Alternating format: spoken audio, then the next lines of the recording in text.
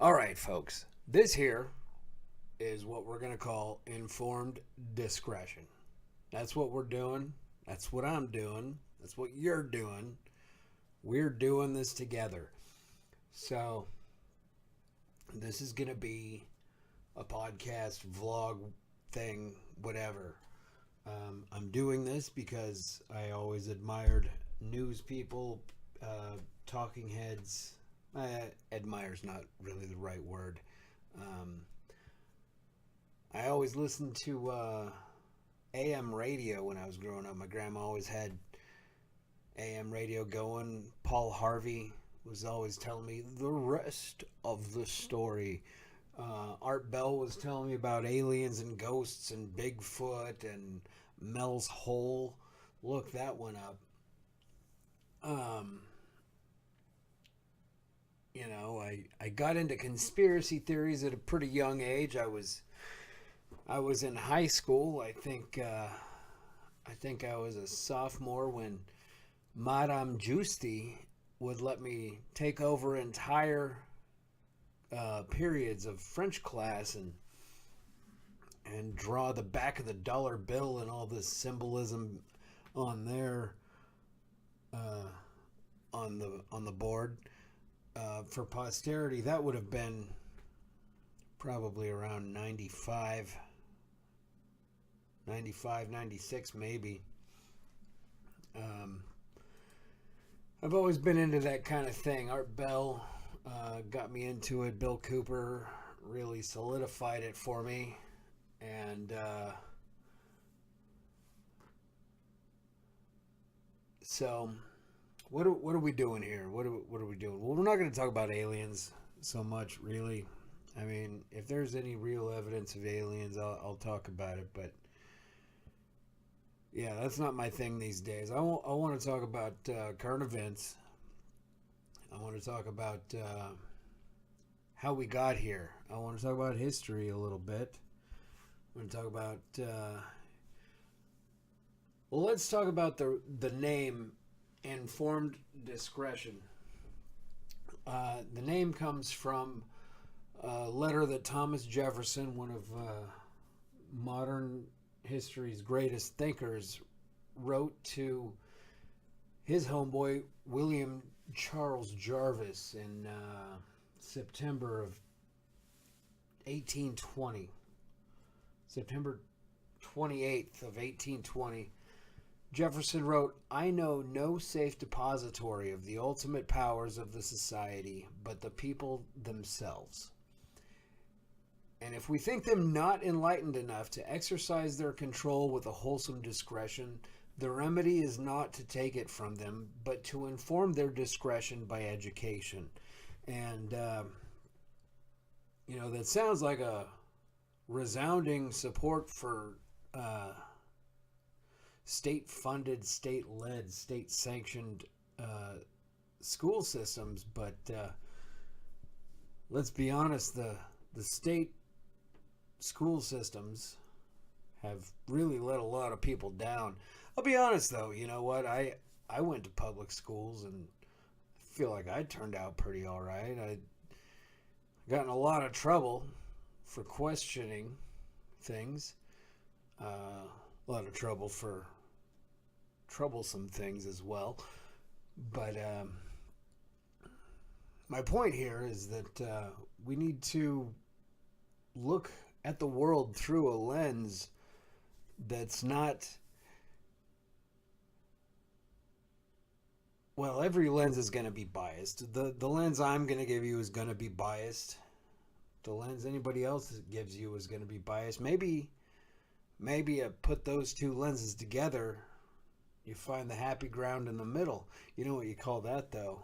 There's a word for that. That's one of those logical fallacies. Look those up. The logical fallacy there is called the golden mean fallacy, that the truth must be somewhere in the middle between two arguments. Maybe it's true. Maybe it's a fallacy. I don't know. Decide for yourself. Maybe you go look something up and maybe learn something for yourself. So, what's the point here? Uh, we're going to talk about politics, philosophy, sociology, society, etc., etc. Maybe we'll talk about some heavy metal. I like guns and motorbikes. Might talk a little bit about those. I am a gun uh, enthusiast in California, or as us California gun enthusiasts like to say, behind enemy lines. Um, so yeah, I'm sure we're going to talk about that, and heavy metal. I do listen to heavy metal. Have for pretty much as long as I can remember. Uh, Classic country, some outlaw country, some Waylon Jennings, classical music. That's where it all started, was with the piano. Hated doing that when I was a kid. Wish I would have stuck with it. So who's the audience here? The audience is you, right? Because I'm totally talking to someone specific. Um, the audience is anybody who's gonna take what I say and maybe look into it further. Hopefully finds out that I'm right. Hopefully finds out that I'm wrong. I as long as you do some research, well, at least you're thinking, right? That's the important thing, is that we do the thinking ourselves and we don't have our thoughts spoon fed to us by Shepard Smith, or what's the young lady with the short hair? Rachel Maddow. Yeah. Don't let anybody tell you what to think. Think on your own. That's the whole point. So, let's see what's going on in the news today. Why don't we get some of this out of the way, right? Hurricane Harvey just pissed all over Texas. And I mean it. Man, you've got... It might as well be a new sea in Texas. I've seen some people post on Facebook that there's a very famous picture of a group of the elderly waiting to be rescued chest deep in a nursing home. It's very sad, super sad. Well, I did see somewhere that those elderly folks did get rescued from that nursing home, so they should be doing all right by now. That's nice to hear. There's plenty of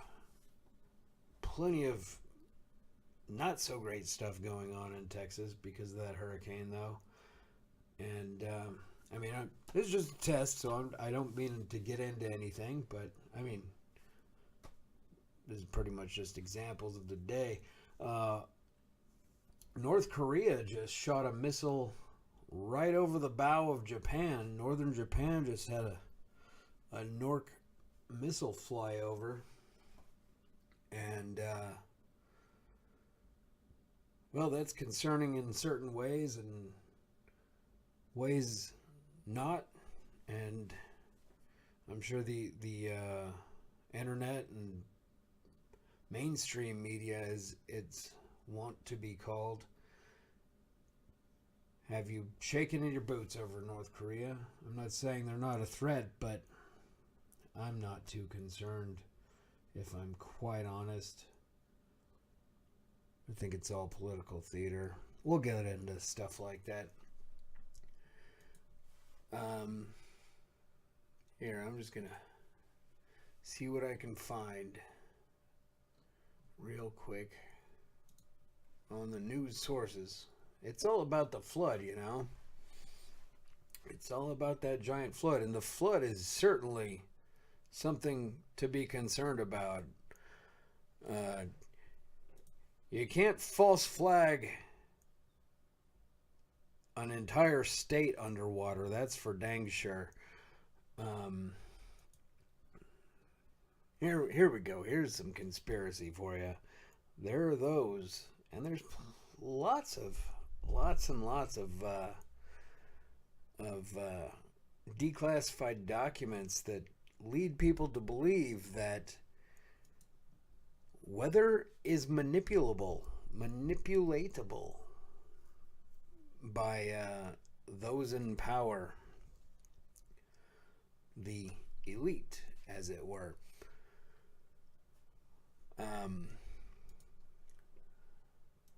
Well, let's get into this just a little bit. You know, people talk about, oh, global warming. Global warming is a hoax. Global warming is not a hoax.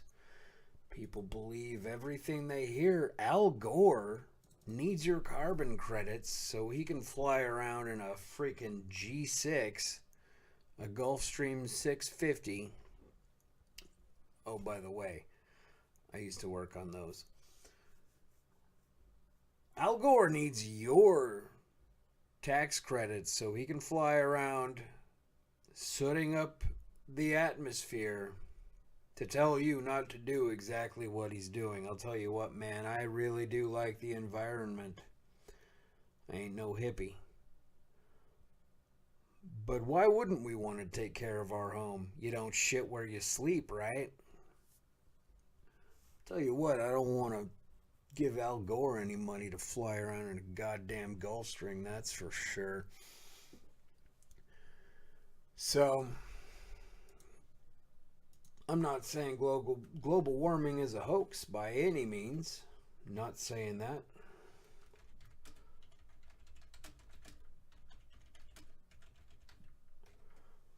I will say, and I do believe, that the threat and the idea that paying money in order to produce more noxious gases is certainly not by any means going to help. So I've named this podcast